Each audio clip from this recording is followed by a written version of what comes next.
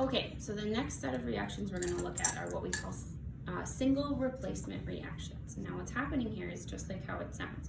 A single element is replacing one of the things in the compound. Now, one big thing to remember is the single element, if it's a metal, it has to be replacing the metal because it can't bond with that metal. If it's a non-metal single element, it's got to be replacing the non-metal component.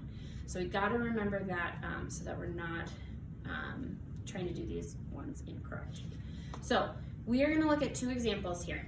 The first is copper and silver nitrate, and then we have hydrochloric acid with zinc. Before we look at those and write out the equations and stuff from the words, I'm going to get one of these set up because it does take a little longer to sit. So I have my silver nitrate here, and I'm just going to pour it into my test tube. You can see it's a clear solution, nothing too fancy. Okay, then I'm going to add to it some copper. Now, this copper basically, oops, that's the wrong thing. This copper basically looks like little shards of pennies, okay? So don't need quite that much. And I'm just going to stick that into my test tube. Ta-da! Just kidding, it hasn't happened yet, okay? So we're going to first write these out. That one has to sit for a little bit, okay? So if we have copper and silver nitrate, our copper is Cu, and it's a metal, and then we have silver, Ag, nitrate, NO3. Now silver is a +1, nitrate's a -1, so they balance each other out already. Our copper is a metal. It has to replace our metal over here. So we're gonna end up with copper, which is a +2, and then nitrate, NO3 -1, plus silver all by itself, okay? Crisscross these charges. We're gonna get a 2 on our nitrate, and then you guys can go ahead and take the time to balance that. While you are balancing that, I'm gonna get the next one set up, which is hydrochloric acid and zinc.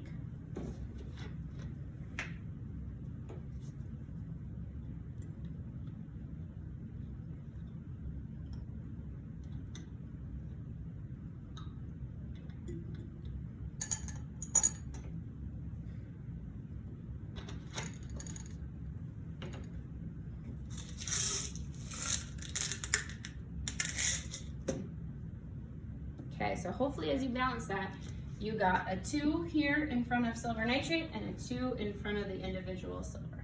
Now remember, silver is not one of those elements that comes in pairs, so we don't need to worry about that here.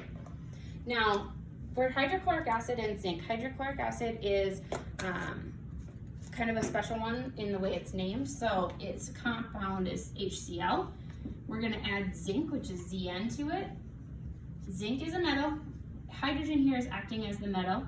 So zinc is going to be replacing the hydrogen. So we have Zn +2, Cl -1. Crisscross those, you get a 2 there. Erase those charges. Plus H. Now H comes as H2 because it's one of those special 7. Take a second to balance that. You can see we have 1 of everything on this side. On this side we have 2 chlorines, 2 hydrogens. So I'm gonna need 2 HCl's over here. Okay, now for this demo, here's our HCl. It's a clear liquid. Here is our zinc pellet. You can see it just kind of looks like a chunk of metal. I'm gonna add this, and you can see almost immediately it starts bubbling, kind of like an Alka-Seltzer tablet if you've ever done those. Okay, those bubbles that are being created are hydrogen gas, okay? And we could see that that was gonna be created there in our formula. So bubbles, bubbles, bubbles. Eventually that zinc will get kind of a black coloring to it, and that's the zinc chloride that had formed. Let's take a look at the one we did earlier, that silver one. I'm gonna grab a white sheet of paper to show you this. You can see that the solution has started to turn a little blue, and then down there at the bottom, I hope you guys can see the like shimmery, silvery flecks that are starting, okay? That's the actual silver coming out of solution.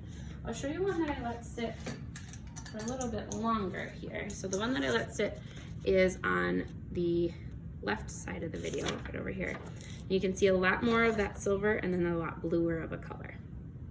Okay, So those both are single replacement reactions. Remember that the single element has to be the same type of element, metal or non-metal, as the thing it's replacing. It also needs to be stronger, and to figure out if it's stronger, we use what's called an activity series.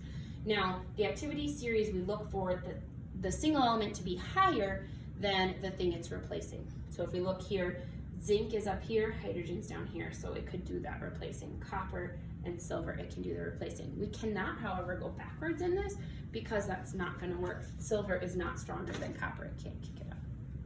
As always, if you have any questions, make sure you're letting your teacher know. Otherwise, thanks for watching.